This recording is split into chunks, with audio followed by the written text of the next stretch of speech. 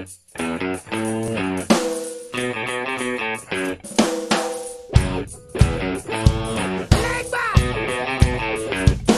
it.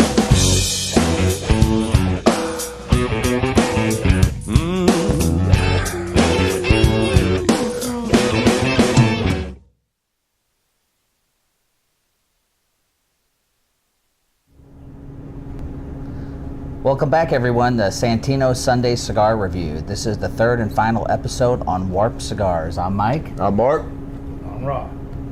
And we're starting off with the La Relatos. So we're going to dive in, talk a little bit about this cigar, let you guys know what it's made of, then we'll get back into how it's smoked and what we're doing with it. We are smoking the 2018 La Relatos from Warp Cigars. Mike, go ahead and give us the breakdown on that cigar.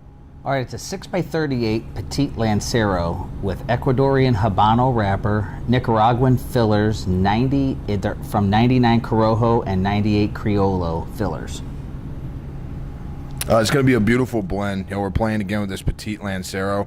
The cigar itself looks very aesthetically pleasing. It's very well put together. Again, the neatness of the label that sits over the cigar, it's real calm, nice collective color note. And we're getting ready to light these guys, and we're going to dive in and tell you what we think. We're reviewing and pairing Los Relatos from Warped Cigars, and we're going to pair it with Game of Thrones red wine. And guys, I want to hear what you guys have to say about this. Well, starting off, it's really good. Rob, we'll talk a little bit about the cigar itself when we get in. But pairing with the red wine, it's this year's Game of Thrones wine, HBO series of 2016. It's a nice red wine. It's a real fruitful red wine, and it does a lot of fun to this cigar. So starting off with this cigar, we were smoking it and we were talking about it, and in this petite size, it does present a lot of that spice right up front. So still medium bodied in the strength side of it, not too crazy nicotine pulling off of it, but it's got an abundance of flavor right away. You get that salted pepper that just settles right on the front of your mouth, and then once you pair it with this wine, that fruit in that wine just opens the rest of your palate up. It's like a sweet little rainbow going through your throat. So, Rob, what are you thinking so far? Well, it's Sweet little rainbow. I love that analogy. it's like we were talking about before. You pick up the spice immediately, but you also it's not a strength issue or anything like that. It's actually more of a for my palate anyway, a mellow cigar that has some character to it. Mm-hmm. It's amazing in that the wrapper must give it some kind of a dry taste in your mouth, like a Connecticut or something like that you would know more about. But right. That's what I instantly pick up. But it's a good cigar. Yeah, I got to say, Mike, I'll let you go in a second. I just with the cigar, like you said, it does that wrapper does give off an unusual dryness, and that's where that salt and that pepper kind of just sink in right on top. That little that spiciness that settles in. But when you hit it with that wine, you get all the fruit from the wine that comes in and settles down. Try taking a drink, then draw some smoke, and let it settle together. And then finish the drink and let the smoke out. And you're going to pick up this real unique, I don't like using that term leather because I think it's too thrown around often, but you get this real unique, almost if you could taste suede, that kind of settles on your palate. This real comfortable kind of design, like mixture that comes through with that salty and spiciness that sits so well with that red wine. Mike, what'd you think? Well, at first of all, everyone, I love this Lancero. They call it a Petite Corona. Petite Lancero, 6x38. So once again, my favorite size.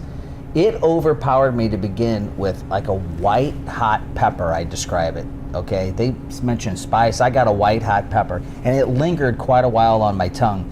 But like Mark said, after a drink of this nice red wine, it actually was a compliment to that spice I was feeling on my tongue. It actually complemented it and melted away, and it really was a good combination. And now that after about 2 inches into this cigar, all that white hot pepper has dissipated, and it's starting to smooth and level out. All right, Rob, one thing I'm noticing about this cigar is I'm getting a nice long ash. And Mark, this question may be more for you, but I noticed that this is almost an equal amount of white and black in the ash, which you usually tend to get one or the other.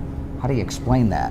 Well, that comes straight down to sulfur content in the soil, right? So when you're using an older seed that you then plant and you grow a leaf that you're going to use, you kind of take into part two ideas there, right?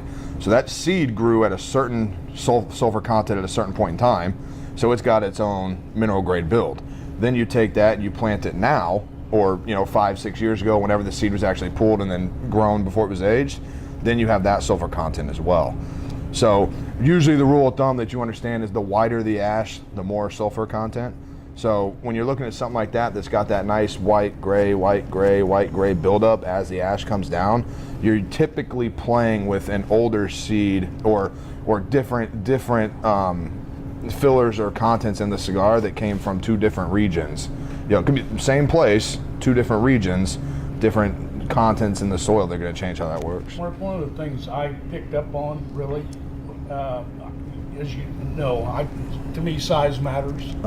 Okay, but this cigar, when I do pull it into my mouth and let it out, there's a tremendous amount of smoke generated by this little cigar. I'm shocked that it does that. I agree with you completely, and I don't know.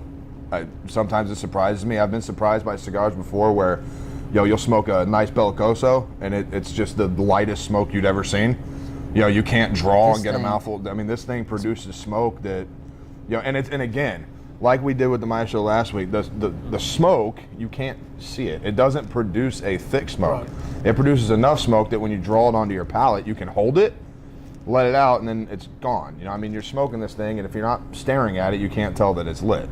Mark, for people who don't know, what's the price point on these cigars? So these retail at about $35. You pull on my chain?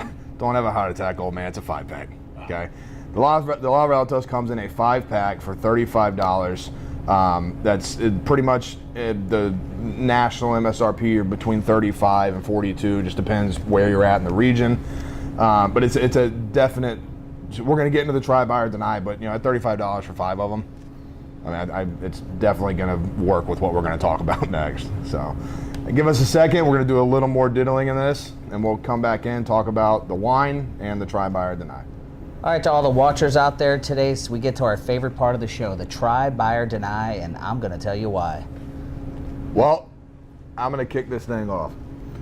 So you watched last week, I kind of stumped everyone because I denied that the Maestro, the 5205 from Warped, and I denied it because of the size. The cigar tasted great, but that Lancero, those long Lonsdales, those smaller ring gauge cigars are just not my thing. This is a try. I know, damn near same size, a little shorter, but it's a try for me with a red wine, and that's what I want to get to. You can come in, get the cigar, smoke it, try the wine by the glass, by the bottle, doesn't really matter. But this cigar with a red wine, it makes it a definite try for me. And at that price point, getting 5 of them, you can do what I like to do. Smoke it with this wine, smoke it with something else, and just split the 5 up with whatever you do. But the La Relatos for me, this 2018 cigar from Warped, is definitely a try. All right, I have an interesting take. The first third of the cigar was going to be a stern no for me, but as I got into the second third of the cigar, I'm going to say it's a try and a buy. And just for what Mark said, I think you could pair this with a multitude of wines. I don't think you have to be that specific, but it's going to go together, especially with any good red blend. So I bring my deny and make it a try.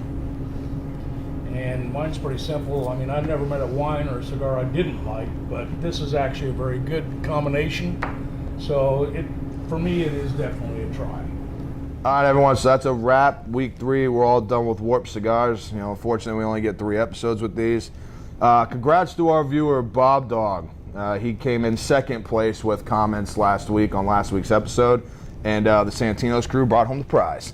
High five, Bob. Yeah. Nah, I'm kidding. Bob, come in if you're local. Come in, we'll get you set up. Of course, you guys know how the contest goes. You like, comment on the video, If your comment picks up the most likes and you're local to St. Louis area, 18 or older, you come in, you win that cigar, we give you a chance to sit here on the show with us. All right, Bax, you got any final thoughts on this pairing we did today, wrapping up Warp? Everybody in the area needs to come in to Santino's, have a great cigar, have a great libation, and just enjoy the experience down here. That's all I got, everyone. I'm Mike. I'm Mark. I'm Rob. Remember, here at Santino's, we smoke, we drink, and we know things. Cheers.